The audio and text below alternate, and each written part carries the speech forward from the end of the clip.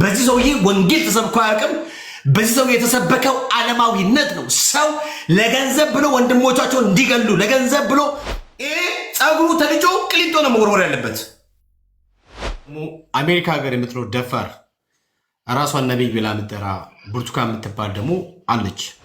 እሷ ሴትዮ ደፋር ናት። በነገራችን ላይ እኔ ትክክል ነኝ እግዚአብሔር ዋሽቷል ብላ የተናገረች ደፋር ናት። ጉድ ሆነን ነው እንጂ ጉድ ሆነች ብቻ ሳይሆን ፕሮቴስታንት ጉድ ሆነ። ምክንያቱም ወረዷ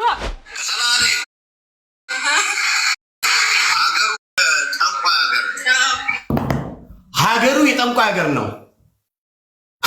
በጣም የሚያሳፍረው በነገራችን ሀገሩ የጠንቋይ ሀገር ነው።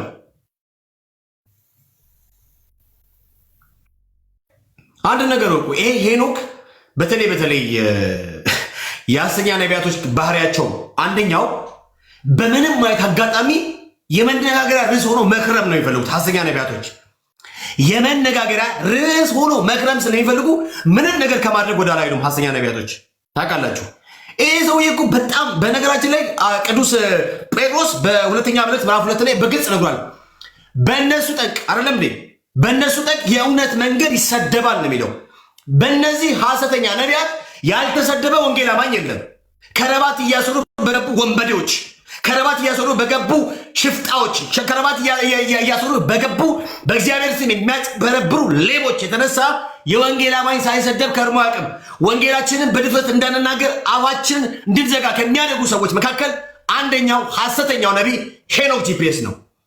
ዓለማዊነት ከውስጡ ወጥቶ አያውቅም። እድሜ ልኩን የሚያብረቀርቅ ምናምን መብራት እየደረደረ ሰዎች ናይት ክለብ እያስመሰለ በዚህ እያስጨፈረ የጌታን የቀናውን መንገድ የሚያሰድብ ሰው ነው።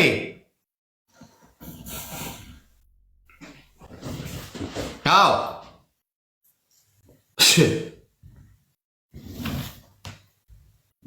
ነገርኳችሁ። በጣም ነው ልብ ቢሰብረው። በነገራችን ላይ ሰላሌ የጠንቋይ ሀገር ነው። ምን ያህል ቢንቅ ነው? በነገራችን ላይ ምን ያህል ንቀት እሱ ላይ ማለት ምን ያህል ቢንቅ ነው? ምን ያህል ንቀት ቢኖሩ ነው? ለዚህ ለተከበረው ማህበረሰብ ምን ያህል ንቀት ቢኖሩ ነው? በዚህ ልክ የሆነ ጊዜ አንድ ሴት መኒቶክ ሚል ቲሸርት አገኝቶ መኒቶክ ምናምን በቃ ልሳ ምናምን ቀላቀለ። ገንዘብና ገንዘብ ነክ ነገር ሲያይ የሚዝረከረክ ሰው በነገራችን እኔ አላቅም። ሰው እንዴት ገንዘብ ነክ ነገር ሲያይ ላጩ ይዝረከረካል?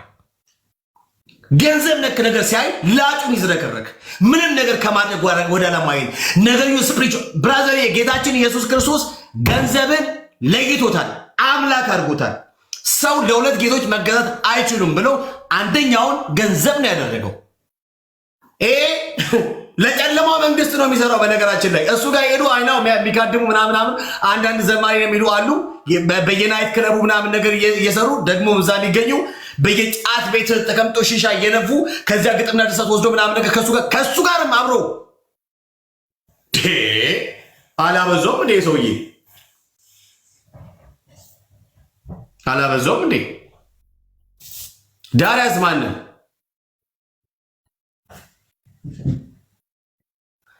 መታሰር አለበት እንዴ? በደንብ ነው መታሰር ያለበት።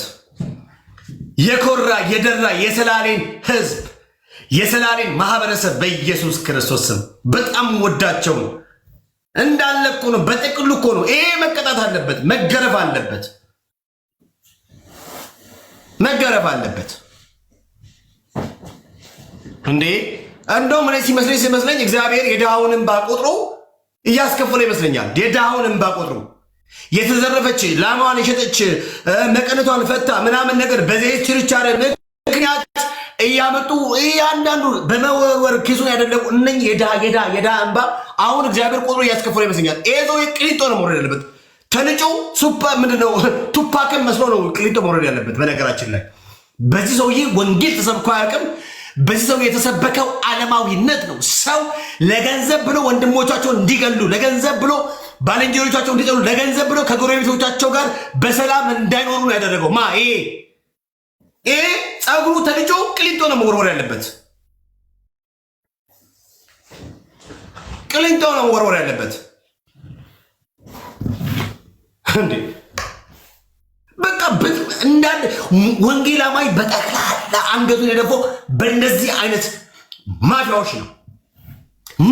ማፊያ ልንገራችሁ፣ በዚህ ከቀጠለ ነገ ኢትዮጵያ ውስጥ አደገኛ ነገር ሊፈጠር የሚችለው ለምን ካላችሁ ሰዎች ገንዘብ እያሉ ባልንጀሮቻቸውን ይገላሉ። ገንዘብ እያሉ ወዳጆቻቸውን ገንዘብ በጣም ብዙ ነገር ከማድረግ ወዳ ለምን ከተባለ ገንዘብ ብሎ ገንዘብ አምላኩ እንዲሆን ስለሚያደርጉ ለገንዘብ ብሎ ምንም ነገር ከማድረግ ወራ አይልም። ደን ገዳዮች ነው የሚያበዙት። ዘራፊ ሙስና ምናምን ውስጥ የገባ የተበላሸ ማህበረሰብ እንዲፈጠር ነው የሚያደርጉት። እንደማ ሲባል እንደ ሄኖክ አይነት ሐሰተኛ ነቢይ፣ በጌታ ስም የሚያጭበረብር ሌባ፣ ህልም ያለ ሌባ፣ በጠራራ ፀሐይ የሚዘርፍ ምንም አንዳች ሐዘኔታ የሌለው ልቡ ትንሽ እንኳን ለድሃ የማይራራ ሌባ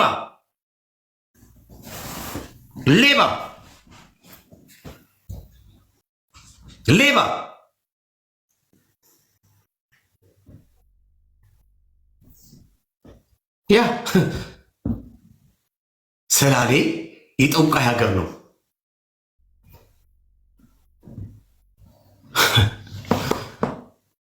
መስሏችኋል?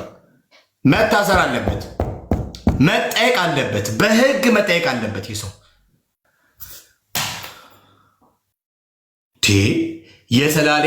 ሰላሌ የጠንቋይ ሀገር ነው። ሰላሌ እንደዚህ አረ በጣም አደገኛ ነገር፣ በነገራችን ላይ በጣም አደገኛ ነገር እንዴ! በጠቅልቁ ህዝቡን ማህበረሰቡን እኮ ነው በጠቅላላ ቴስት ጀነራይዝ እኮ የተደረገው በጥቅሉ ሰላሌ ጂሰስ ኦፍ ክራይስት በጣም ከባድ ነው። በዚህ ጉዳይ ላይ ይሄ ሰውዬ ጸጉሩ ተልጮ ቅሊቶ መውረድ አለበት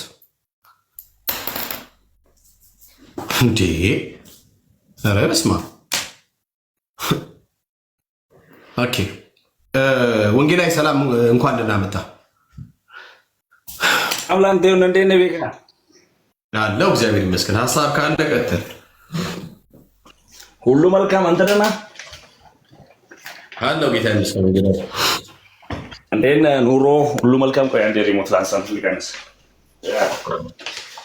እዛ ላይ ላይቱ በስቷል።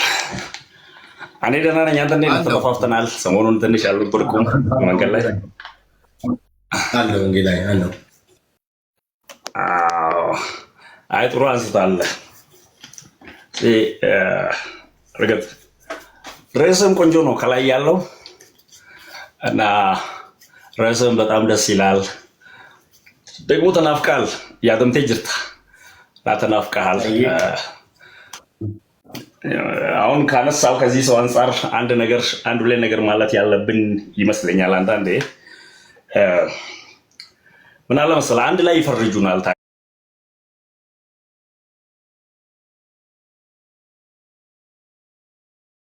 አንዱ ላይ አንድ አይነት ናችሁ። እንዲሁ የማህበረሰብ ላይ ያለን አመለካከት አንቲ ሶሻል እንደሆን ማሰብ፣ ይሄ አንቲ ገቨርንመንት አንቲ ሶሻል እንደሆን እንዲያስቡ የሚያደርጉ ነገሮች መሀል አንዱ ስለሆነ እንደ ቤተክርስቲያን ራሱ አቋምን አንዳንዴ ማሳወቅ ጥሩ ከሚሆንባቸው ጉዳዮች መካከል አንዱ እንደዚህ አይነት ነው። ምክንያቱም እኛ የምንደርሰው ማህበር ነው ኢትዮጵያ ውስጥ ያለው። አጋንንት እስከሆነ አጋንንትና ጠንቋይ የሌለበት የኢትዮጵያ አንድም ክፍል የለም። ወንጌል ረጅም ዘመን ኖረ የምትሉት ላይም ብዙ አጋንንታዊ አሰራሮች አሉ። ወንጌል የሌለበትም ላይ አሉ። ባህላዊያን ዘንድ አለ። ሃይማኖተኞች ደግሞ እንዳውም የነሱ ህጋዊ ነው አይደለም፣ ፍቃድም አላቸው እነሱ የሃይማኖተኞች ሃይማኖትን ከለላ ያደረገ አንዳንዱ የባህላዊ ሕክምና ማዕከል በሚል የባህላዊ ሕክምና ቤት ይከፍታል። ቤቱ ውስጥ ለውስጥ ምንድን ነው የሚሰራው?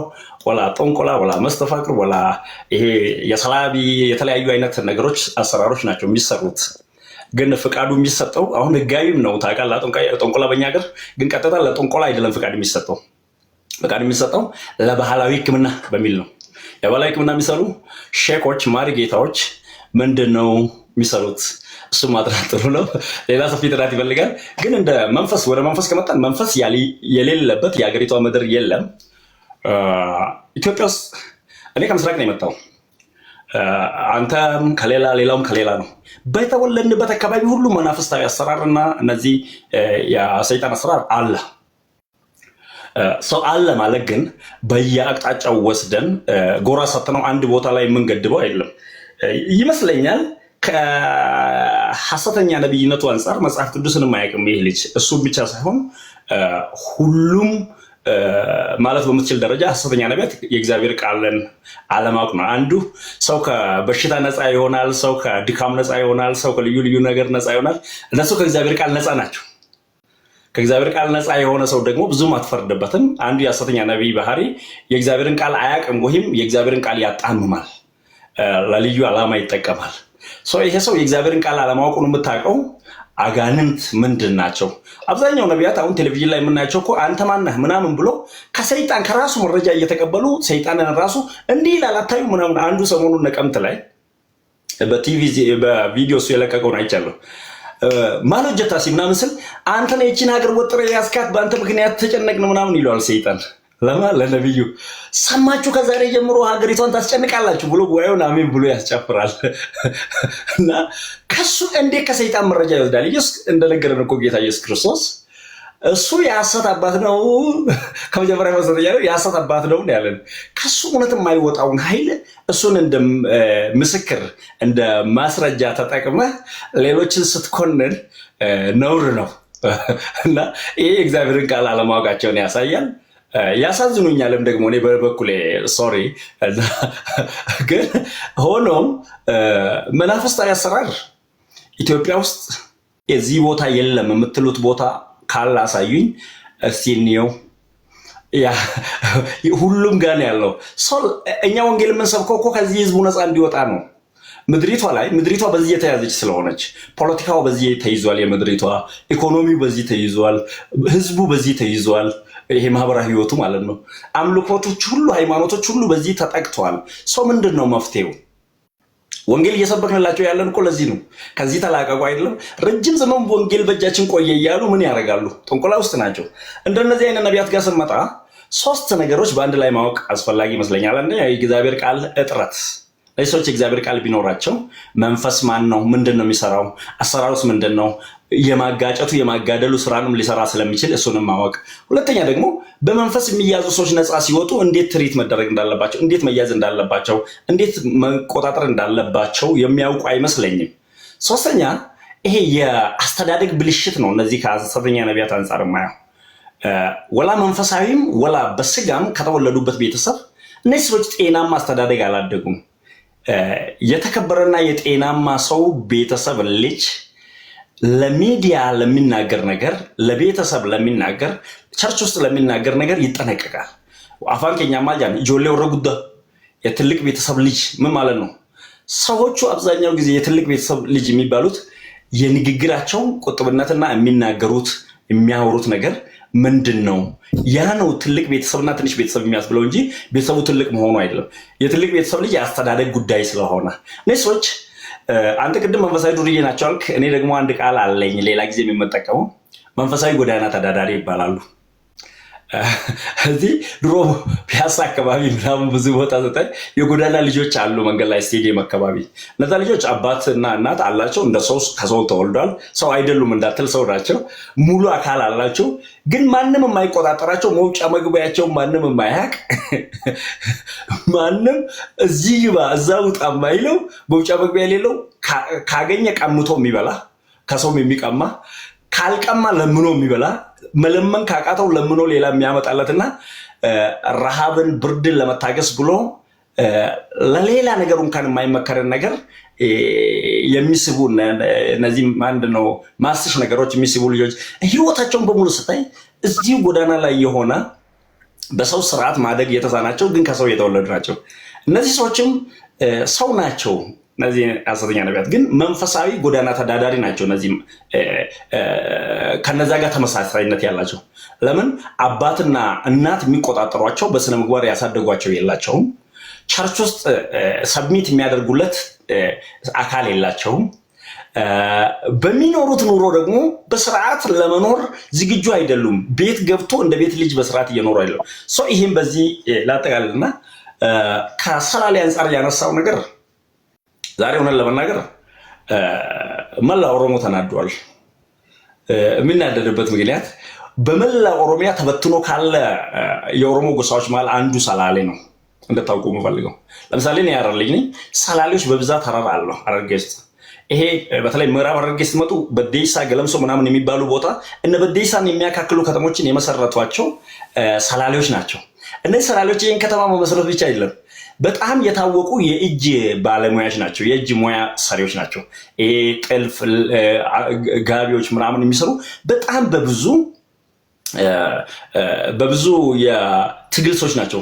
የተለያዩ ብረታ ብረት ይሰራሉ። የማይሰሩት አይነት የሙያ ስራ የሌለ የስራ ሰዎች ናቸው። ምድራቸው ላይ መንፈስ አለ ወይ? ይሄ ማንም አይጠራጠርም። ምክንያቱም ሰው ባለበት ሁሉ መንፈስ አለ። ምስራቅም እንዳለ ደቡብም ሰሜንም በየቦታው እንዳለ መንፈስ እዛም አለ። ግን የእሱ ንግግር በሁለት መንገድ ለመረዳት እፈልጋለሁ እና ሰው ሁሉ ቢያውቅ፣ አንደኛው እሱ ያለበትን የተናገረበትን ሞቲቭ ባናውቁ እንኳን ቃሉ ግን ትክክል ባለመሆኑ ትክክል ያልሆነ ቃል ብለን እነዚህ ጋር ቃሉ ትክክል ስላልሆነ ማለት ነው። ግን ይሄንንም ተጠቅሞ ደግሞ ቤተክርስቲያን ላይ ለመዝመት የሚፈልጉ ወገኖችም ማነው ቡድኖችም እንዳሉ ማወቅ አለብን። እነዛ ቡድኖችም ሀይ ሊባሉ ይገባል። ይሄ ሰው ይሄንን አለና ሙሉ በሙሉ ቤተክርስቲያን ላይ ዘምታለሁ። አሁን በአብዛኛው ዛሬና ትላንት እያየን ያለ ነው። በተለይ በኦሮሞ ማህበረሰብ አካባቢ እኛ ባለንበት በአብዛኞቹ ዘንድ ከዚህ በፊት በልባቸው ያለ የወንጌላውያንን ጥላቻ ለመግለጽ እድል ያገኙበት አይነት ነገር ነው። እሱን ደግሞ እኛ ከሚቃወሙ መሃል ነኝ። ግን እንደዚህ አይነት አስተዳደጉ የተበላሸ ጤናማ ያልሆነን ሰው ህግ እንዲዳኘው ደግሞም አሁን የሰላሌ የሰሜን ሸዋ በአዲስ አበባ ውስጥ ማነው በኦሮሚያ ውስጥ ሰሜን ሸዋ ዞን የሚባለው ሰላሌ ፍርድ ቤት ክስ ከፍቷል። ከኦሮሚያ ፖሊስ ጋር ተነካክቷል። ከፌዴራል ፖሊስ ጋር ተነካክቷል። ነገርየው የትም ማምለጫ ላይኖረው እንደሚችል እኛ እርግጠኛ ነን። ምክንያቱም ከዚህ በፊት ብዙ ስድቦች ስለምናውቅ በዚህ አይነት መልክ በብዙ ታስታውሱ እንደሆነ አንድ ማፊያ ሱራፌል የሚባል ቶሎሳ አይሆንም ማነው ደምሳሽ ነው ያለበት ጊዜ ሰው እንደዚህ አይነት ቀልዶች በየቦታው ይሰማሉ። እነዚህ ነገሮች ቢያንስ ወንጌላችን ምን አይነት ወንጌል እንደሆነ ጴጥሮስም ሲናገር ዳሩ ግን በእናንተ ስላለው ተስፋ ለሚጠይቋችሁ ሁሉ መልስ ለመስጠት ዘውትር የተዘጋጃችሁና ምን አለ ግን ምን በየዋህነት በትህትና ይሁን ነው። ንግግራችን በጨው እንደተቀመመ መሆን እንዳለበት ጳውሎስ ተደጋጋሚ መልእክቶች አግኝተናል። ስለዚህ የምንናገረው ነገር ጥንቃቄ ያስፈልጓል ወይ? አዎ ጥንቃቄ ያስፈልጓል። ለምንናገረው ቃል ተጠያቂነት መስፈር አለበት ወይ? በአገር ደረጃ አዎ መስፈር አለበት። ግን ምን እናርግ? ሁለቱንም ባላንስ እናርግ። እኛ ውስጥም ወንበዴ ተሸሽጎ ወንጀል ሰርቶ ሌሎችን እንዳያጋድለን የወንጌል እንቅፋት እንዳይሆንብን እሱም መቃወም ጥሩ ነው። ግን ደግሞ ይቺን አጋጣሚ ፈልጎ ከናካቴው ወንጌላዊ ላይ ዘምታለሁ የሚል አካልም እኛም አንታገስም። የምንታገሰው ያህል መጠን ስላለን እንዲህ አይነቱ ማፊያ በሀገሪቷ ህግ ሊዳኝ ይገባል። የሀገሪቷ ህግ ሊቆጣጠረው ይገባል። በዛ ሁላችንም መስማማት አለብን። ግን እንደዛውም ደግሞ ይቺኛዋ ስህተት ስትፈጠር ወንጌላውያንን ከምድር እናጠፋለን የሚል ዘመቻ እሱም አንቀበልም። እኛ በዚህ ሀገር ውስጥ ወንጀልን የሚሰራ አካልን ለመቃወም ሃይማኖትና ብሔሩን መምረጥ የለብንም። መልካም የሰራ ለማበረታታት ደግሞ ሃይማኖቱና ብሔሩ ምን አስገደለኝ? መልካም ከሰራ መልካም ለህዝቡ የሚሰራውን ሰው እኔም ደግፋለሁ። ከምንም ብሔር ይሁን ከምንም ሃይማኖት ምን አልገባኝ። ግን ክፋትን የሚሰራ ከየትም ብሔር ከሆነ እሱ መቃወም ነው። ከኔም ይሁን ከኔም ሃይማኖት ቤት ይሁን ከሁሉም ይሁን እሱ መቃወም ጥሩ ነው። ሰው ቤት አይነኖልል ነው። በተለይ ይሄ እቺኛዋን ፍንጭ ተገኘች ብሎ ቤተክርስቲያን ላይ ካልዘመትን የሚሉ አካሎች ፈጽሞ እሷን አንፈቅድላችሁም። እሱን ለመቃወም እኛን ቀድማችሁ ይሆናል። ምክንያቱም ሐሰተኛ ነቢያት ላይ በኢትዮጵያ ውስጥ እስካሁን ድረስ የሚናገሩና የሚቃወሟቸው ወንጌላውያን እንጂ ሌሎች ከውጭ ተቃውሞን አያውቁም። እኛ መሀል የተሸሸጉ ወንበዴዎችን ሁሌ እኛ ነን የምንቃወመው። አሁንም እንደዚህ አይነቱንም በህግ አግባብ እንዲሄድና ነገሩም መቃወሙ ከኛ ዘንድ የሚጠበቅ ግን ይችኛዋ ተገኝታለች ብሎ ኦሮሞን ሰላሌን እንደዚህ ያለ ብለው ኦሮሚያ ውስጥ በወንጌላ ላይ ይነሳለሁ ካልክ አልቀበልህም። እሱንም ሰው ሁለቱንም ባላንስ እናድርግ ነው ቤካ።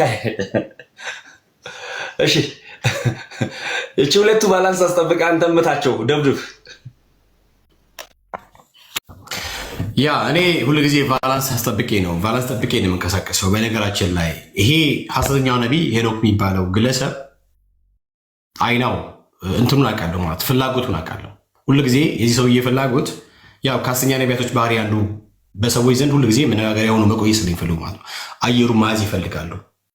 ኦኬ ምን ተነገረ ምን ተባለ ምናምን ነገር ሰብሰብ አድርጎ ምን ባወራ ነው ላይ አየሩ ላይ መቆየት የሚችለው የሚለውን ነገር with the calculation የሚንቀሳቀሰው ይሄ ግልጽ ነው። ሄኖክ ጂፒኤስ አብዛኛውን ጊዜ በዚህ በሶሻል ፕላትፎርሙ ላይ መቆየት ይፈልጋል። ስለሱ የተነገረ ምናምን ነገር ወደ ኋላ በደንብ ቼክ አድርጉ እስቲ። እያንዳንዱ ያላቸው ነገሮች በጠቅላላ ሶሻል ሚዲያ ላይ የተወሰነ ጊዜ እንዲወስዱ ሰዎች እንዲነጋገሩበት ምናምን ነገር አድርጓል። የሚፈልገው ይሄን ነው። አሁንም በጣም በተከበሩ ማህበረሰብ በሰላሌ ማህበረሰብ ላይ የተናገረው ዝም ብሎ አይደለም፣ ኦን ፐርፐዝ ነው የተናገረው። ኦኬ እዚህ ማህበረሰብ ላይ የሆነ ነገር ብናገር ነገርየው በደንብ ይቆያል። ቢኮዝ ማህበረሰቡን ካልነካው በስተቀር እንደ ኢሹ አድርጎ እያንዳንዱ ቤቱን እየከፈተ በዚህ ጉዳይ ሀሳብ አስተያየት አይሰጥም ብሎ ስለሚያስብ ሂዝ ስማርት ሶ አየሩ ላይ መቆየት ስለፈለገ ሆን ብሎ ነው ይሄን ነገር ያደረገው። ኦን ፐርፐዝ ነው። እኔ አሁን ይቅርታ ጠይቋል ምናምን ነገር አይቻለሁ። ይቅርታ መጠይቁ ምናምን ላይክ ከመግባቴ በፊት ምናምን ነገር አይደለም። ነገር ማስተባበያ አይነት ነው ማስተባበያ እንጂ ይቅርታ አይደለም። ያ ሰው ወንድሞችን በጣም ደግሞ የሚወዱኝም እህቶች ምናምን ነገር ልኮልኛል። ኦኬ ልኮልኛል ነው ይቅርታ አይደለም። ለምን ሲባል ነገርዩ የከፋ እንዳይመጣ ስላወቀ ከዛ አይ በዚህ መንገድ እንደምንም ልሸብለል በዚህ መንገድ እንደምንም ልለፍ ብሎ የተናገረው ነገር ነው እንጂ አምኖበት አይደለም። የተናገረው ግን አምኖበት ነው። ኦኬ ስለዚህ ይሄ ሰውዬ እንደኔ እንደ ቤካ እኔ አምሶሪ እንደ ክርስቲያን ስለማላየው ነው። እኔ ከኛ ወገን ነው ብዬ አላምንም። እኔ ባይዘ አላምንም። እኔ ይሄ የኔ መብት ነው። እኔ ሄኖክ ጂፒኤስ እዩ ጩፋ ከኛ ወገን ነው ብዬ አላምንም። ከጆይ ጭሮ እነ እስራኤል ደንሳ ምናምን የሚባሉ እነኚህ በጌታ ስም የሚያጭበረበሩ ሐሰተኛ ነቢያቶች እነ ሱራፌል የሚባሉ አደገኛ መንፈሳዊ ማጅራት መጪዎች ናቸው። አደገኛ መንፈሳዊ ማጅራት መጪዎች አደገኛ በጭራሽ ለማልቀበለው እኔ በጭራሽ ልቀበላቸውም አልችልም እኔ። ኦኬ ስለዚህ ሆን ብለው ነው ተው። ለምሳሌ በቅርቡ እንኳን ሱራፌል መጥቶ ምናምን ነገር ያወራው ነገር አስተውላችኋል? ሚዲያው ላይ የጨው ነገር ምንድን ነው? ሚዲያውን ያስጨው ያለ ጉዳይ ምንድን ነው? ማህበረሰቡን ያስቆጣ ነገር ምንድን ነው? ማህበረሰቡ አሁን የተነጋገረበት ያለበት ጉዳይ ምንድን ነው ሲባል አዶና የሚባል አንድ ዘላል ሰው ልጅ አለ። ኦኬ ራይት አዶና የሚባል ዘላል ልጅ አለ። በሱ ጉዳይ ማህበረሰቡ የተናገር ነው። ከዚያስ እኔ እዚች ነገር ላይ ሀሳብ አሳይ ብሰጥ ኦኬ አየሩን እቆጣጠራለሁ። አየሩን የተወሰነ ሰዓት ሱራፌል የሚል ስም እየተጠራ ምናምን ነገር ይቆይልኛል ምናምን ብሎ ነው። እነኚህ ሰዎች በካልኩሌሽን ነው የሚንቀሳቀሱ። ደግሞ በጣም ጀሌዎች አሏቸው፣ የሚዲያ ጀሌዎች አሏቸው። አንድ ደግሞ አቤል ምናምን የምትባል ልጅ አቤል ደምሳሽ ነው ደመላሽ ነው ምናምን የምትባል ሐዋሳ የምትኖር ልጅ አለ፣ ጋዜጠኛ አቤል ምናምን ነገር። አንተ ደግሞ በቃ ቄጥን የጣልክ እንትን ምንድነው አቃጣሪ ነህ። የሆነ በጣም ከከፈሉ ምንም ነገር የምታደርገው አንተ እየመጣ ዝም ብሎ ስራ ነው ምንድነው ምንድን ይባለው እየመጣ ምናምን በቃ የሆነ እንትን የሚል ልጅ አለ። አንተ ስነ ስርዓትን ያዝ። አቤል ደመላሽ የምትባል ሰውዬ ስነ ስርዓትን ያዝ። እየመጣ ምንም ነገር ትዘግባለህ እንትን ምናምን ነገር ታስታውቃለህ። ብራዘርዬ ጋዜጠኛ ከሆንክ በቃ ከዚህ ዓለም ውጣና ማለት ትክክለኛውን ነገር መዘገብ ካለ ከእውነት ጋር መቆም ከፈለግ ከእውነት ጋር እየቆምክ እንጂ እየመጣ እያስተባበልክ የሚሰጡ ነገር በከፈሉ ልክ አትጩ። እየመጣ ትጩ። አቤል የምትባል አቤል ደመላሽ ከፈለግ በውስጥ እነግርሃለሁ። አብዛኛውን ጊዜ የመጣ ሐሰተኞችን ፕሮሞት የምታደርግ ዱርዬ ነህ አንተ ራሱ እንዴ። ስለዚህ እነኚህ ሐሰተኛ ነቢያቶች ሆን ብለው በተደራጀ መንገድ ስለሚንቀሳቀሱ የሚዲያውን እንትን ለመያዝ እና ለመቋጠር ስለነሱ እንዲወራ እንዲነገር ስለሚፈልጉ ኦን ፐርፐዝ ነው የሚያደርጉት። ይሄ ሰው ተሳስቶ አይደለም። ቅድም እንዳልኳችሁ የመንፈስ አሰራር በሁሉም ቦታ አለ። የትም አለ። ኦኬ ከ1000 ሰው ውስጥ ምናልባት 2 ሰው ይኖራሉ ከመንፈስ አሰራር አይደል? በዛ ውስጥ ያለ ምናምን ነገር እንዳለውም ቅድም ላይሰንስ ሆኖ የሚንቀሳቀሱ አሉ። በዛ ውስጥ ለምሳሌ በኦርቶዶክስ ተዋህዶ ቤተ እምነት ውስጥ እንደዚህ አይነት ስራ ውስጥ ያሉ ሰዎች አሉ አይደለም? ግን ኦርቶዶክስ ተዋህዶ ይሄን ነገር ትደግፋለች አይደለም? አትደግፍም። ኦርቶዶክስ ይሄን በጭራሽ ኦርቶዶክስ ተዋህዶ ማትደግፈው። ነገር ግን በኦርቶዶክስ ተዋህዶ ቤተ እምነት ውስጥ የሚኖሩ አንዳንድ ደብተራዎች አሉ፣ ደጋሚዎች አሉ፣ ሟርተኞች አሉ፣ ምናምን አሉ፣ እነሱ አሉ። ራይት በሌላውን ቤተ እምነት እንደዚሁ አለ። ያ ማለት ግን በጥቅሉ ኦርቶዶክስ ጠንቋይ ነው ማለት አይደለም። አይደለም እንደዛ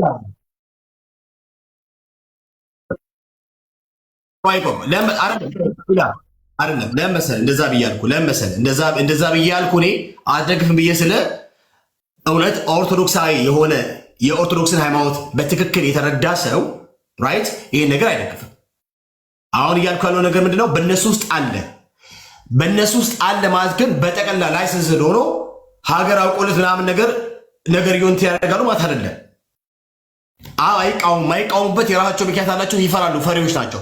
እንደኛ መጥቶ አይቃወሙ። ለምን ከተባሉ እነሱም በዛ አሰራር ውስጥ ማለት ከጌታ ጋር ማለት በጌታ ከእግዚአብሔር ጋር ስላልታረቁ እስቲል በዚህ ገቨርድ በሚያደርጋቸው ስፒሪቱ ስላሉ መጥቶ አታክ ያደርገኛል ብሎ ከምስጋታቸው የተነሳ አይናገሩም። እኛ ግን በክርስቶስ ነፃ ይወጣን ስለሆነን ዲያብሎስ ስራና አሰራር ከጫማችን በታች የተረገጠ ስለሆነ ስልጣን ስላለን እንናገራለን በድፍረት።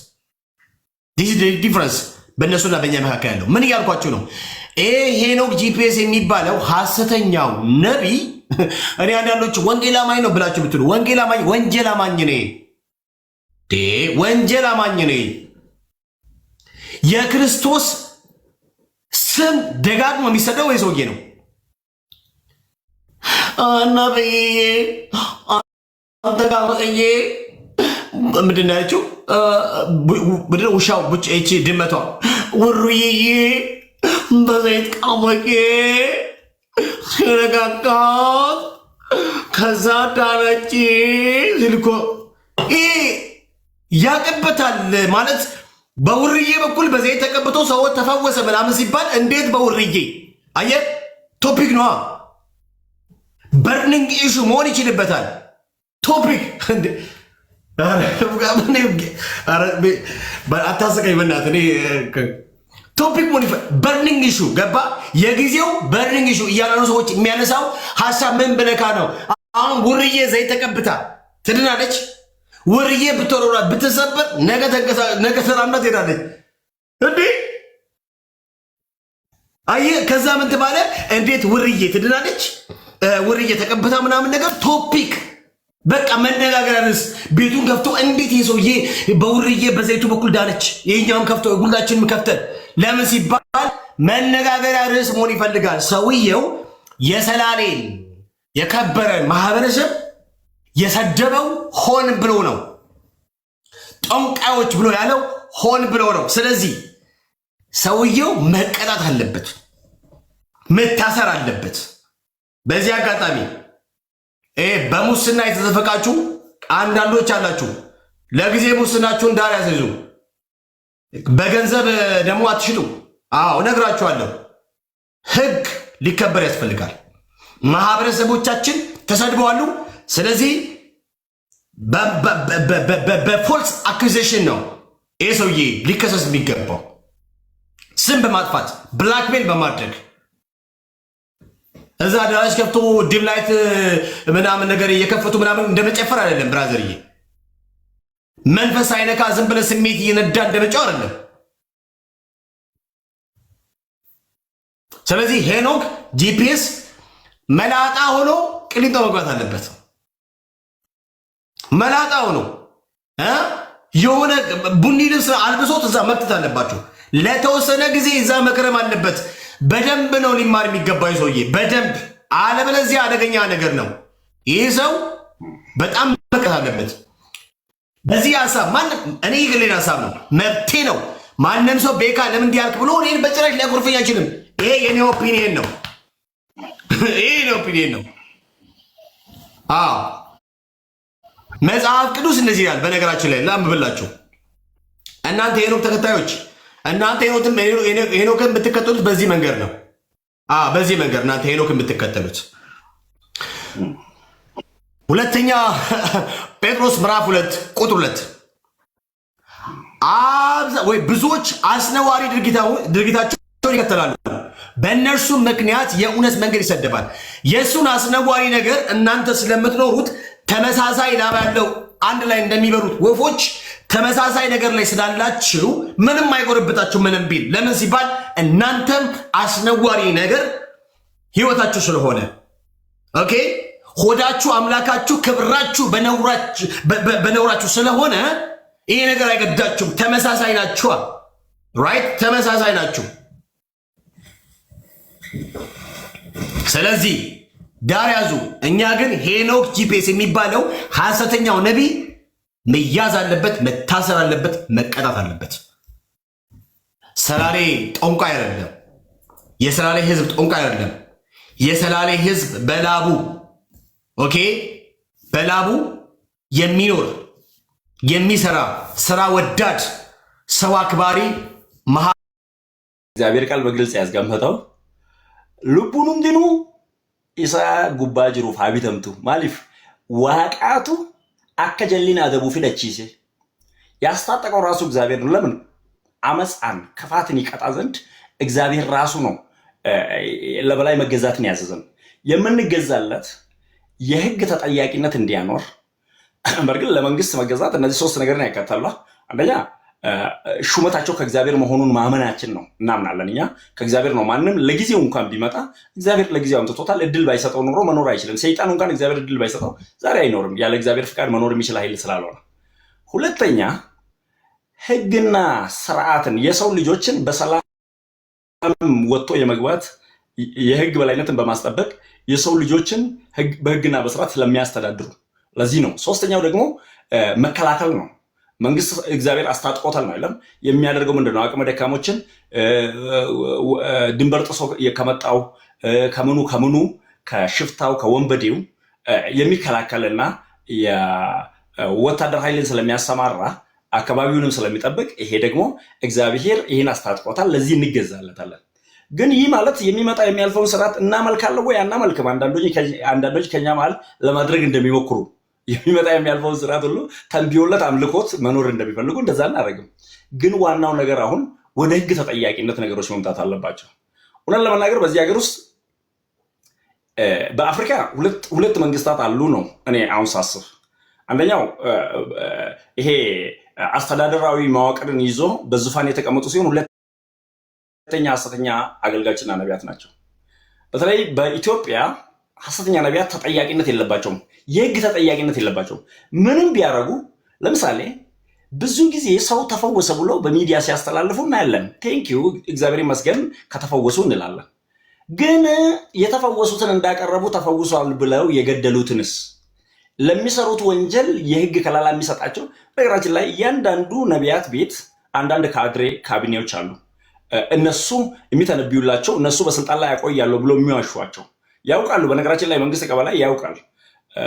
ከባለሀብት ጀርባ አንዳንድ ባለስልጣን አለ አይልም? ሰሞኑን ጠቅላይ ሚኒስትር አብይ ግን ከነቢያት ጀርባን ባለስልጣናት አሉ። በየቤቱ በየጓዳው አላቸው። እነሱ ናቸው ፈልፈላ ሳኔ ከደለገኒፍ የሚጠነቁሉላቸው፣ የሚዋሹላቸው፣ በሐሰት ከለላ የሚሰጧቸው፣ የሚጋርዷቸው ሰው። ስለዚህ የህግ ተጠያቂነት ለእኛ ነው የተሻለ የሚጠቅመው ለወንጌላውያን ከሌሎቹ ይልቅ። ነገራችን ላይ ሌሎችን ወደ ውጭ እየሰደቡ በጋርድ መሄድ ችለዋል። እኛን ግን እያሰደቡን አራብቶናል፣ አሳፍረውናል በምድሪቷ ላይ። ግን ታዲያ ምን መደረግ አለበት? ያ የህግ ተጠያቂነት መምጣት አለበት። ከሄኖክ አንጻር ካየን ሄኖክ በየጊዜው ከሚያመጣው አጀንዳ መሃል ሁሌ እንዳያችሁ ከዚህ በፊት ወንጌል መስበክ አያስፈልግም ብሏል። ይህ ሰው እንዴት ነው የቤት ኪራይ ችግር ላለበት ሰው በሰማይ ቤት አለህ ምለው? ያን ቪዲዮ ያለው ካለ አሳየን። እና የሚያስፈልግህ እዚሁ ጋር ገንዘብ ነው። ይሄ ሆዳቸው አምላካቸው ነው፣ ሀሳባቸው ምድራዊ ነው፣ ሆዳቸው አምላካቸው ነው። ሆዳቸውን የሚያመልኩ የዚህ ዓለም ባህሪ ያለባቸው አይነት ሰዎች ማለት ነው። ይህ ሰው አጀንዳ ያመጣል። አምጥቶ እኮ የሱዳንን ዘፈን አዘፍኖ ዝማሬ ብሎ አለቀቀልንም። ይሄ አንድ መርቅኖ የሚወጣ የሚመስል ልጅ አለ እኮ። እኔ ድሮ ያረ ልጅ ስለሆን እኛ መርቅነን ጫት ቅመን ስንወጣ ከቤት የሚያደርገን አይነት ባህሪ የሚያደርገው ልጅ አለ። ያ ልጅ መድረክ ሲይዝ ምንድን ነው ያለው? የሚገርምህ ቀጥታ የሱዳንን ዘፈን ነው እኮ መድረክ ላይ በልሳን የዘመረ አስመስሎ ያቀረበው። እነዛ ነገሮች በሁሉ ከስር እኮ ሰው እኮ አይረሳል። እንዲህ አይነት ነገር ሀዲዱ ሀዲዱ ሱዳን በአንድም በሌላው ሰው እነዚህ የሱዳን ዘፈንን ማንም የሚያውቀው ዘፈን ነው። ይለፍሱ ከዛ አለፈ መጥቶ የሚያስፈልጋቸው እዚህ ዓለም ላይ ነው። መበልጸግ የሚያስፈልገው ለእናንተ ነው። በሰማይ ቤት አለ ብዬ ከነገርኩ ምን ይጠቅማል? አሁን ይሄ አስባል ኢየሱስ እንኳን ስፍራን አዘጋጅላችሁ ዘንድ ሄዳለሁ ያለ እኮ ነው። ሰማይ ባዘጋጀው ጊዜ መጥቼ ወስዳችኋለሁ። ኢየሱስን የሚቃወም የኢየሱስ ተቃዋሚ መንፈስ ነው ማለት ነው። ሐዋርያት እኮ ብንሄድ በጌታ ዘንድ ብንሆን ይሻለናል ያሉት ነው። ልባችሁ ባለበት መዝገባችሁ በዛ ነው ያለን ጌታ እየተከተል እኛ ደግሞ አይ እዚሁ አመቻችልሃለሁ። አሁን እኔ ቸርች አንዳንዴ ስናገር እንደዚህ ይላል። ሁለት አይነት ጆቫ አለ። አሁን እኛ ሰፈር እኔ የምኖርበት ሰፈር አንዱ ቦርሳ ይዞ ሰፈር ውስጥ የሚሄድ ነው። እሱ ይሄ ዓለም ተስተካክሎ ነገ እዚሁ ወርሰን እንኖራለን ነው። ሁለተኛው ደግሞ እኛ ጋር ያለ ነው። እዚህ ትወርሳለህ አይልም። እዚሁ ይመቻል፣ እዚሁ ትቀራለህ እንጂ ትሄዳለህ እንኳን አይልም። ህዝቡን የመንፈሳዊ ዝግጅት የሌለው የደቀ መዝሙርነት ህይወት የሌለው አድርገው ህዝቡን ገለውታል። አሁን ይሄ ውጭ ካሉት ይልቅ እኛን ነው እየጎዱ ነው ያሉት። ደፍረን እኮ ወንጌል መመስከር አቅቶናል። በእነሱ ምክንያት እኮ ነው አዲሱ ህግ ሊወጣ ያለው። ወንጌል ላይ መንገድ ላይ መመስከር እንከለክላለን የሚሉት ያ ህግ ከወጣ መጀመሪያ ይገሉኛል እንጂ ተቃዋሚ አንዱ እኔ ነኝ በዚህ ሀገር። እንደዛ አይነት ህግ አልቀበልም። ወንጌል መንገድ ላይ መመስከር ስርዓት ሊበጅለት ይገባል ወይ? አዎ። ግን እሱን እንዘጋለሁ የሚል ህግ ከመጣ መጀመሪያ ላይ እኔ ነኝ ከመንግስት ጋር ፊት ለፊት የምቆመው። ይሄ የታዘዝነው መንገዱ የኛ እኮ ነው። መንገዱ መሰክርበት ዘንድ የተሰራ ነው። ግን በእነዚህ ምክንያት ወንጌል መመስከር ስንከለከል፣ በእነዚህ ምክንያት የምንኖርበት ግቢ ስነበር እኔ አሁን ተከራይቼ የምኖር ቤት ልንገራችሁ። ተከራይቼ የምኖርበት ቤት አሮጊቷ ነርቭ ታማሚ ነበረች። ከዛ አንድ ቀን እባክህ ልጅ አንተ አገልጋይ የለም እንዲጸልይልኝ አለችኝ። እህቷ አማኝ ነች። ከዛ እሺ መጥቼ ጸልይልዎታለሁ ብዬ እኔ ወደ ስራ እየወጣሁ ነበርና እንደወጣሁ ማታ ስመጣ ገብቼ ሊጸልይላት ስገባ ልጆቿ ተሰልፈው ተቀምጧል። ግን ምን ብትለኝ ጥሩ ነው። በጣም አፈርኩ።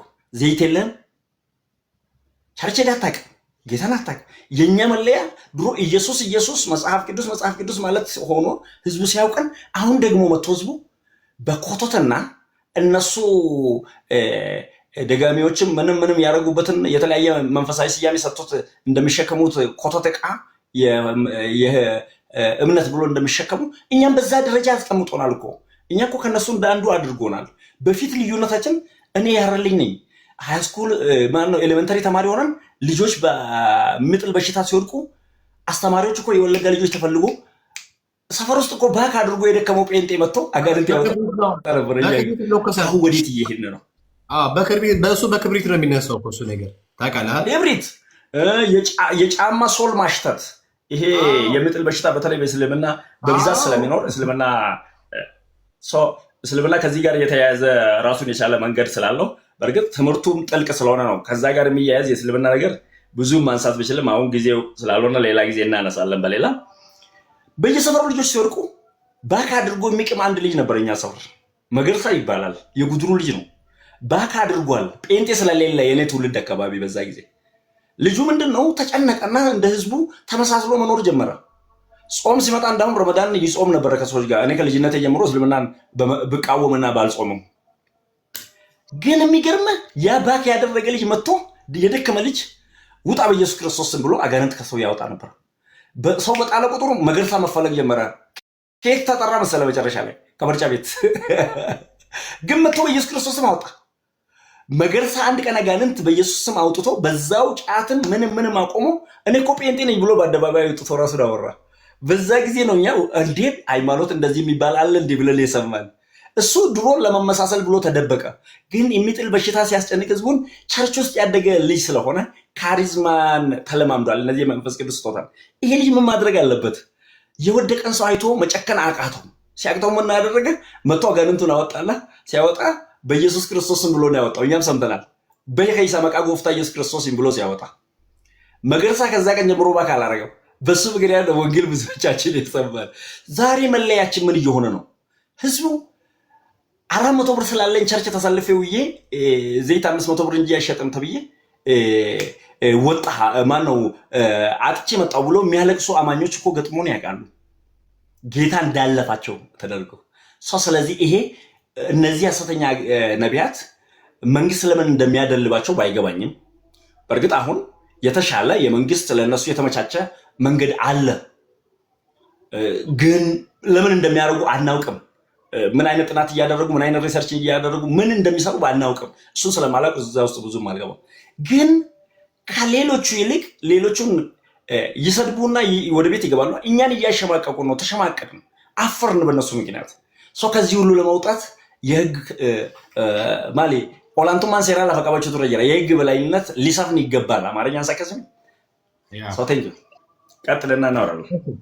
ተባረክ ወንድማችን። ሌላ ደግሞ ላሰማችሁ። አንዲት ደግሞ አሜሪካ ሀገር የምትኖር ደፋር ራሷን ነቢይ ብላ የምትጠራ ብርቱካን የምትባል ደግሞ አለች።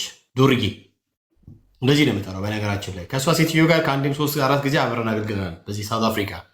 ከአሁን ቀደም አውርቻለሁ። በጣም አደገኛ አፍቅሮተ ነዋይ ያሳብዳት ሴት ናት። አፍቅሮተ ነዋይ እና መሰማት መደመጥ እንዳልኳችሁ ርዕስ መሆን የምትፈልግ ሴት ናት።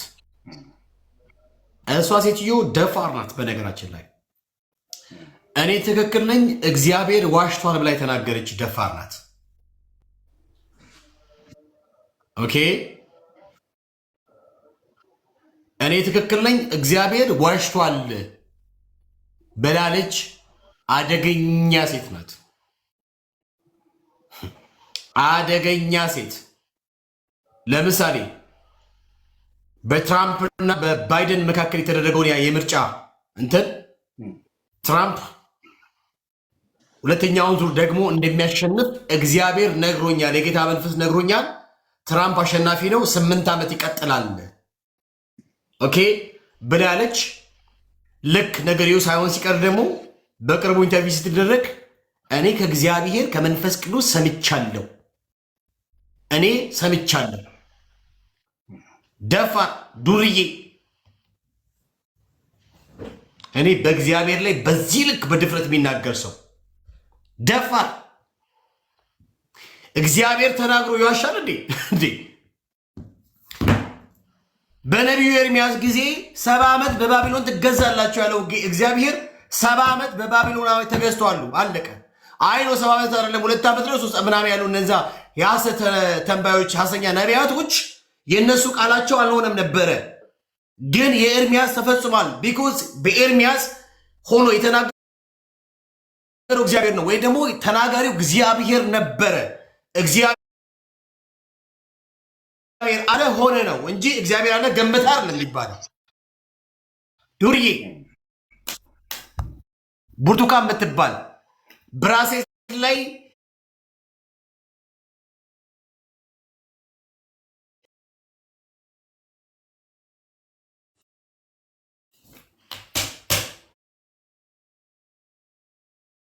የነጋዴ ስብስብ በሳውት አፍሪካ የስሙ ኃይል እያለች እራፊ ጨርቅ የቸረቸረች ራሷን ያበለጸገች በድሃ ገንዘብ ቤት የገነባች ዱርዬ። ስድብ ነው የመሰለ ብራዘርዬ። ዱርዬ እኮ ነው የሚለው መጽሐፍ ቅዱስ ነው የሚለው። ወንበዴ አይሰማም ብራዘርዬ። ማወራው መጽሐፍ ቅዱስ ነው ብራዘርዬ። ሌባ ነው የነገርኩ ነው ብራዘርዬ። ሌባ ወንበዴ። ጌታችን ኢየሱስ ክርስቶስ ቤቴን የወንበዴዎች ዋሻ አደረጋችሁት። እነዚህ ወንበዴዎች ናቸው፣ ዘራፊ ነጣቂ ተኩላዎች ናቸው። ምንም ርኅራኄ ያላቸው ተናጋሪዎች ደፋሮች ናቸው። በነገራችን ላይ ምን አለች? በደንብ ስማ ብራዘርዬ፣ የሰማነው እያደመጥክ ነው። እኔ ከእግዚአብሔር ሰምቻለሁ፣ የእግዚአብሔር መንፈስ የተናገረው የስ ልክ ነው። ስለዚህ እኔ የተናገርኩት ትክክል ነው፣ እግዚአብሔር ነው የዋሸው፣ እግዚአብሔር ውሸተኛ ነው ብላ እኮ እያለች ነው። ምን ይመስላል አቦ? ዘዳግም ምዕራፍ 18 ሄዳ አንበብ ቁጥር 20 አካባቢ አይደል? አነብላለሁ ብራዘርዬ፣ ችግር የለውም። አንዴ ላሰማችሁ። እኔ እንደዚህ ያን ሰዎች በምንም አይነት መንገድ ቦልኩት፣ ይሄንን ዱርዬ ቦልኩት። ይሄንን ማን ነው የሚባለው?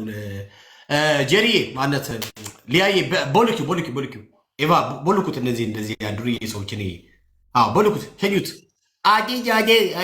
ዱርዬ አንተ ራስህ እኔ እንትን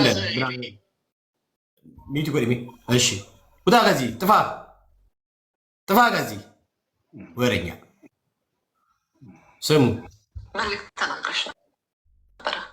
ስሙ ፕሬዚዳንት ትራምፕ በመጀመሪያ ስልጣን ላይ እንደወጡ ቴንክ ዩ አሰናብቷቸው እንደዚህ ዱርዬ ሰው ተናግረሽ ነበረ። በአሁኑ ዙር ሳይሆን በመጀመሪያው የስልጣን ፕሬዚዳንት ትራምፕ በመጀመሪያ ስልጣን ላይ እንደወጡ መልዕክት ተናግረሽ ነበረ።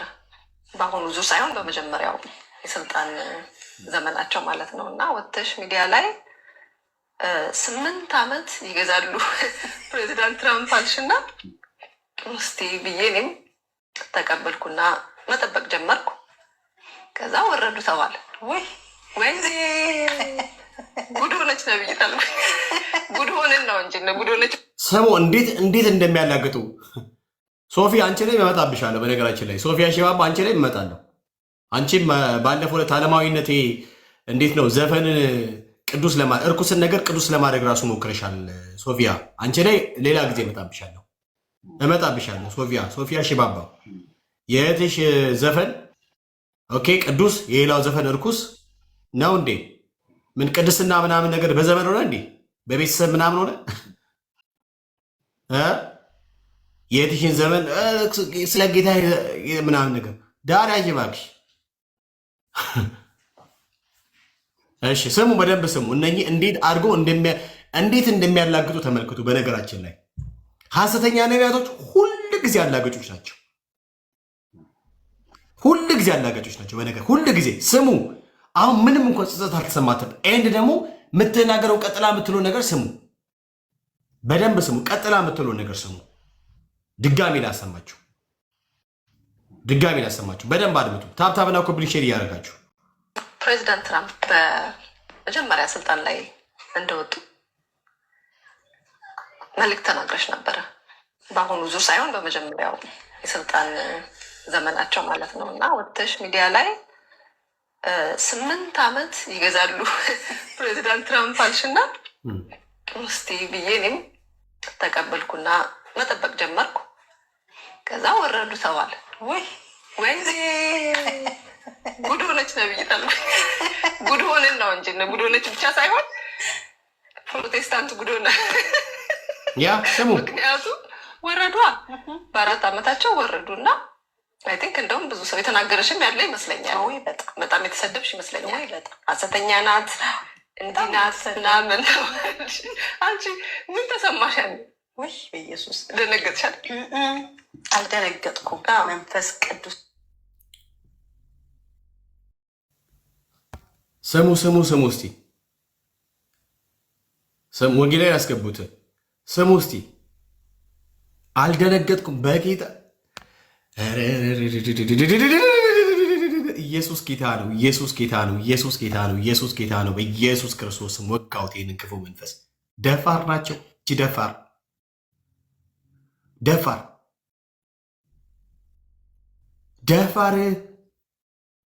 አንድ ደግሞ በአፋን ኦሮሞ ማን ነው ፈራጅ ያደረገ ፍርድ ምናምን ነገር ትላለህ። ብራት ዳሪያስ አምላኪዎቻቸው ናቸው። እነዚህ የሚያመልኳቸው ናቸው።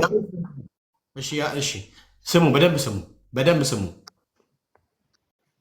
ደነገጥን። እንደ ፕሮቴስታንት ተዋረድ ብዬ ነበረ። ምን ተሰማች ስትባል ምንም አልሰማትም። አይገርማችሁ? ምንም አይሰማት። አንቺ ደፋር ዱርዬ፣ ደፋር ጌታ ምስክሬ። ስቅቅም አይላትም። በነገራችን ላይ ምንም ስቅጥም አላላትም። ምንም አልሰማኝም ብለች፣ ምንም አልተሰማኝም። ኧረ በጌታ በኢየሱስ ክርስቶስ ኧረ በጌታ ስሙ። ጉድ ሆነን ነው እንጂ ጉድ ሆነች ብቻ ሳይሆን ፕሮቴስታንት ጉድ ሆነ። ምክንያቱም ወረዷ በ4 ዓመታቸው ወረዱና አይ ቲንክ እንደውም ብዙ ሰው የተናገረሽም ያለ ይመስለኛል። በጣም የተሰደብሽ ይመስለኛል። ሐሰተኛ ናት እንዲህ ናት ምናምን። አንቺ ምን ተሰማሽ? በኢየሱስ ደነገጥሻል? አልደነገጥኩም። መንፈስ ቅዱስ በሚያውቀው እና ተናጋሪው እግዚአብሔር ነው። ተናጋሪው ነቤት ብርቱካን አይደለች። የተናጋሪውን ድምፅ ሰምታ ያስተላለፈችዋ ሴት ናት ነቤት ብርቱካን። ስለዚህ እኔ ሁልጊዜ እግዚአብሔር የሚናገረኝ ድምፅ በትክክል ደግሞ በጣም ፈርቼ ፕሮፌሲ ከማስተላልፍ ሴት አንደኛዋ እኔ ነኝ ማለት እችላለሁ። ሁልጊዜ ለሰው እንኳን በደንብ አረጋግጬ ነው የምናገር። ኢቨን እንኳን የሐኪም መረጃ እንኳን አይቼ ነው ማምነው ራሴ። እርግጠኛ ነሽ ጌታ ፈውሶሻል ምናምን ብዬ። ስለዚህ በእንትኑ በፕሮፌሲ አልጠራጠርም። ሁልጊዜ ማቀርብላችሁ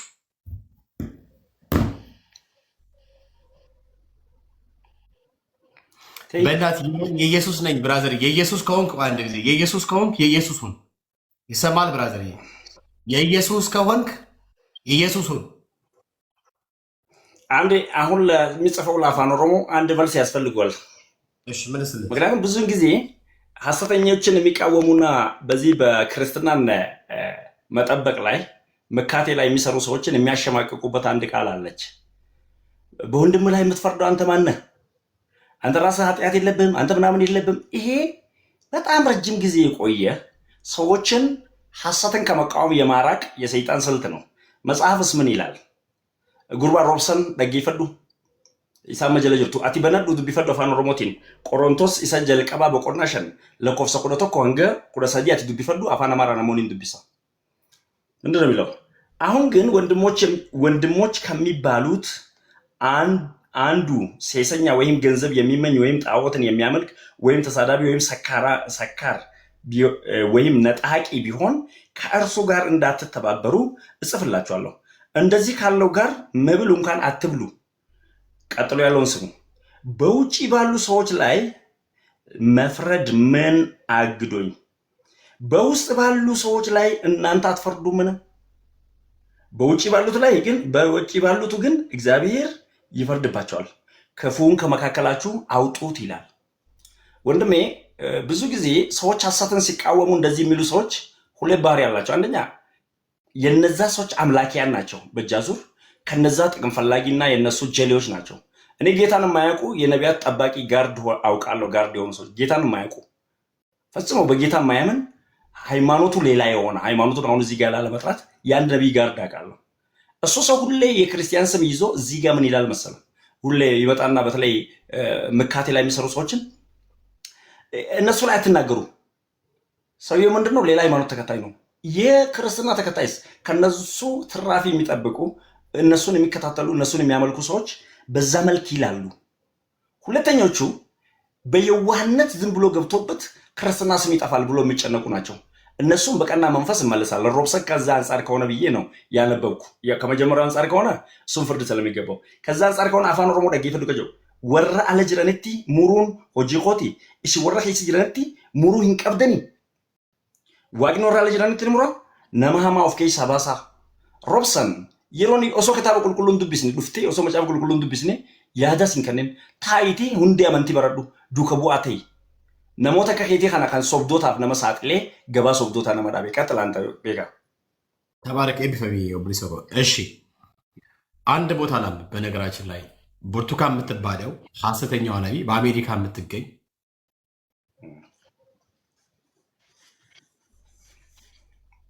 አረ ብራዘርዬ ማለት ወንበዴዎች ምንድን ናቸው? በነገራችን ላይ ለምሳሌ ጌታችን ኢየሱስ ክርስቶስ ቤቴን የወንበዴዎች ዋሻ አደረጋችሁ። በብሉይ ጊዜ የነበረውን ነገር በአማርኛ ነው ቃሉ። ወንበዴ ቃሉ አማርኛ ነው። ይሄ ሳማሪፋቲ በአማሪፋ ነው ወንበዴ። ስለዚህ ለምሳሌ ጌታችን ኢየሱስ ክርስቶስ በአፋን ኦሮሞ ወንበዴ ከመንገድ የወጣ ዋንበዴ ከዛ የሚል ቃል ነው። ዋንቶ ረገዲስ አቅጣጫውን የሳተ የተፈጠረበት ዓላማ ውጭ የሆነ ማለት ነው። ቀጥል። ያ ሰው ምንድነው? ወንድሜ እዚህ ያለ ወንበዴ ነው። ሌባ ነው ብራዘር። በቃ ሌባ። ለምሳሌ ሌባ እንደ ምሳሌ ጌታችን ኢየሱስ ጠቅሶ አውርቷል። ለምሳሌ ስለሚመጣበት ነገር አለ። እሱ ሲመጣ ልክ እንደ ሌባ እንደሆነ አይደለም ደግሞ ሌባ ሊነጥቅ ሊያርድ ነው የሚመጣው ምናምን ብሎ ሌባን በግብሩ ስሙ ጠርቶታል እኮ። ዋትስ ሮንግ ዊዝ ዩ ጋይስ? ሰዎችን በግብር ስማቸው ስንጠራቸው አይጎረብጥ። የሚጎረብጥ ከሆነ ራስን ቼክ አድርግ፣ ወይም መጽሐፍ ሲድና አንብብ። የወንበዴዎች ዋሻ ማለት የሆነ ቦታ ከትሙ ምንድነው ጫካ ሄዶ ህዝብ እያስጨንቁ ጠመንጃ ምናምን ነገር እያስፈሩ እያገቱ ምናምን ነገር እነሱ ምኖች ናቸው ይባሉት? ሽፍታዎች ናቸው። ወንበዴ ማለት ሽፍታ ማለት ነው። እነኚህ መንፈሳዊ ሽፍታዎች ናቸው። ዋስሮን ግድ ዩ ብራዘር፣ በቃ ካልተመቸ ንካው። እኔ ቤካ እንደዚህ ነው የማወራው እና እንዲህ ብዬ ላውራ። ወገኖቼ ሆይ ከሐሰተኛ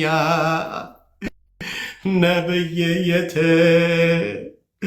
ቡሩሩ ቱኩካንንን ተጠጠጠበበቁ ልባል እንዴ ብራዘርዬ፣ በቃ እንደዚህ ነው ማወራው። እኔ በማወራበት በዚህ ትሆን እኔ ማወራው። አንተ ካልተመቸ ንካው። በቃ ምንድነው መንገዱን ጨርቅ ያልግር። እኔ ክርስትና የሚብራራው ክርስቶስን በመኖር ነው። ኦኬ እኔ ፍቅር የምረዳው ሐዋርያ ጳውሎስ በአንደኛ ቆሮንቶስ ምዕራፍ 13 ቁጥር 6 ላይ እንዳለው ነው። ገባ? ፍቅር ከአመፅ ጋር አይተባበርም። ኦኬ ከእውነት ጋር እንጂ በአመፅ ደስ አይለውም። ይሄ አመፅ ነው። አመፅ አንተን ላይክ ሾክ ካላደረገ፣ አመፅ አንተን ላይክ ማለት እንዴት ሪቲት ካላደረገ ሃው እንዲት ነው? ደህና ነህ ብራዘር? ደህና ነህ? እኔ እርግጠኛ ነኝ የዋሻው እግዚአብሔር ነው እያለች እኮ ነው። አንተ ዳርያዝ ዳሪ ቀበጥ ምን አይነት ነው? እግዚአብሔር ዋሸ ያለች እኮ ነው። የእግዚአብሔር መንፈስ ምስክሬ ነው አለች እኮ። ሂጂ ወደዛ።